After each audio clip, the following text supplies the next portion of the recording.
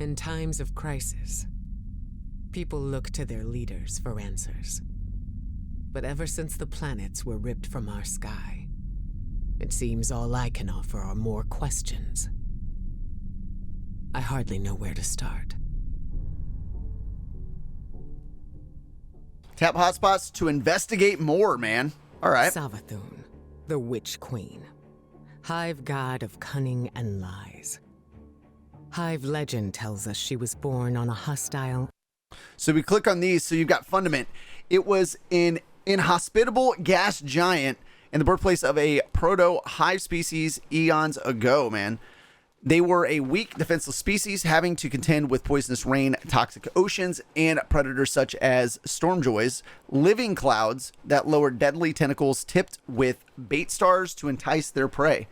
With such a hostile environment, it is no wonder that the ancestors of the Hive were so desperate to find ways to survive. It's kind of dope. It's a little backstory to it. Far-off planet, where she would have lived a short, uneventful life, if it weren't for the worm familiar that warned of an impending cataclysm. And so, she led her siblings into the depths, where the ancient worm gods offered them immeasurable power. All right, so we got worm gods, man. Diving into the depths of Fundament, the proto-hive made a terrible covenant with the worm gods Akka, Ir, Zul, and Zol. Hopefully I said some of those right. I don't think I did on Yul. I think I'm close enough. Whatever, bro. Each member of the hive lives in some symbiosis with a worm larva, which grants them darkness-based powers in exchange for being fed with a constant supply of violence and destruction. But in this pact lies the hive's greatest weakness, for as the worm feeds, it grows in power and hunger. And if a hive fails to satisfy its worm, the hungry parasite will devour its own host instead. Interesting, man. In exchange for endless blood tribute. From this, the hive were born, and countless civilizations were condemned to extinction. For untold ages, they devoured life and light wherever it could be found, facing little resistance. After the death of her brother Oryx. So what do we got? So the wilderness years, during her years in hiding, Savathun found even more devious ways to destroy her enemies and amass power. She gained strength through a curse on the awoken stronghold, the Dreaming City, where a time-looping battle feeds her endless tribute. On the moon, she convinced the granddaughters of Oryx to build and defend the Scarlet Keep fortress, knowing it would lure guardians who would then destroy what remained of her brother's bloodline. Savathun went into hiding. Ooh, I want to go back on that just a little bit. Did I miss that one? Yeah, let's go back on this real quick and click this one. So the Taken King, Oryx the Taken King, was the brother to the Witch Queen, Savathun. After killing the worm god Akka, Oryx learned the power to take, an ability that allowed him to bend other beings to his will. After the death of his son Crota, Oryx came to Sol to seek vengeance on the Guardians, but they defeated him within the Ascended Plane, thereby destroying him and ending his reign forever. By the way, Oryx, hands down, my favorite enemy, dude. Storytime with Nugget, dude. That should be like a special segment every stream. I could break out the goddamn Mr. Rogers coat, you know what I mean? Cardigan. Put some loafers on. I have a very soothing voice, dude. Let's keep it going, man. Savathun went into hiding. Not out of fear, of course, but out of strategy. So we got this one.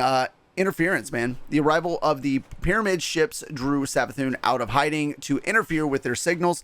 She objects, however, to the implication of intrusion, claiming that she was merely protecting humanity. Whether she was or not remains unclear, but her medding did leave something tangible on Io.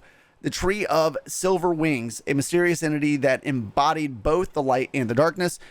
Erismorn studied the tree for clues on its paracausal heritage, but sadly her investigation abruptly ended when Io, like many moons and planets of Sol, suddenly disappeared, man. I definitely have to keep it under 2 syllables, man. I don't even know what that means. Because Savathun knows the best way to beat your enemy is to join them.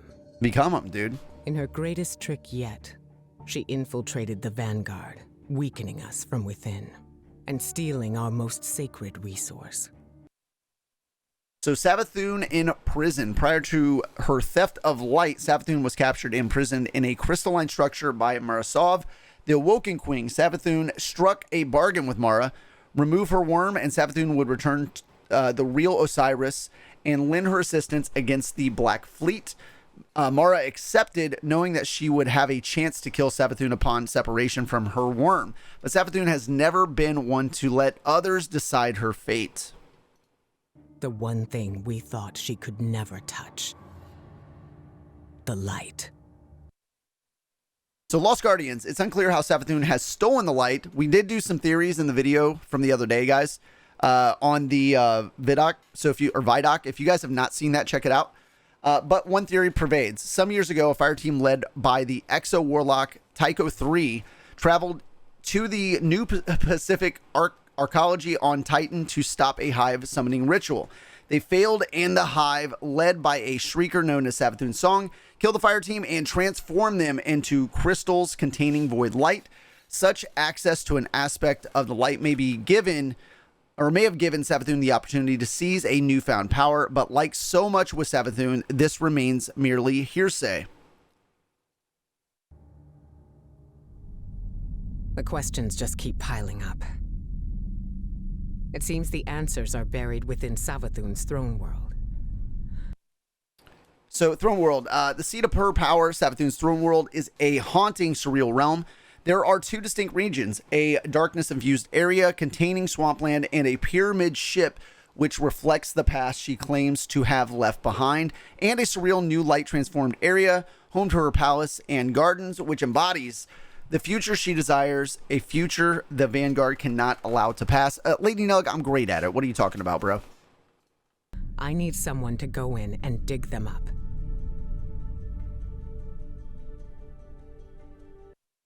So what else we got? Oh, that was the throne world. Hold on, let's go back to this one. Lucent Hive, the fruits of Savathun's theft, also known as the Lucent Brood. These hive warriors are fiercely loyal to Savathun and use the Traveler's Light to extract her destructive ends. Guardians who meet them will face solar-infused acolytes, wizards who shoot bolts of arc energy, knights who battle behind a sentinel shield, and hive ghosts capable of bringing them all back from the dead. That is terrifying, by the way. Encountering such an enemy begs the question, how will Guardians defeat a foe armed with their own abilities? Thun's throne world is a nexus of power. I'd be shocked if her brood didn't exploit that as often as possible. I'm gonna go back on that one more time, dude. Oh, we actually got that one. Okay, cool. I'd be shocked if her brood didn't exploit that as often as possible. If my instincts are correct. So Deep Sight, a power derived from the darkness, Deep Sight allows its wielder to see through the illusions of Savathun's throne world.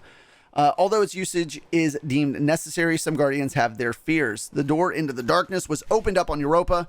By embracing Deep Sight and inviting in another dark power, will Guardians ever be able to truly shut this door again? This ability could be just what we need to solve this case. Remember, Guardian, Savathun's strategy rests on knowing more than anyone else. The light. It is more than just a Guardian's power. It defines what makes a Guardian special. They're connected to the Traveler, and at an even deeper level, their values of truth, honor, and valor. As such, Savathun's possession of it means more than just an enemy wielding a powerful new tool. It challenges everything Guardians think they know about the universe and their place in it. Indeed, it evokes the most profound question of all: what makes a Guardian a Guardian? On her ability to twist lies and cast confusion. But now, we can turn the tables on her. Hell yeah, we can, man.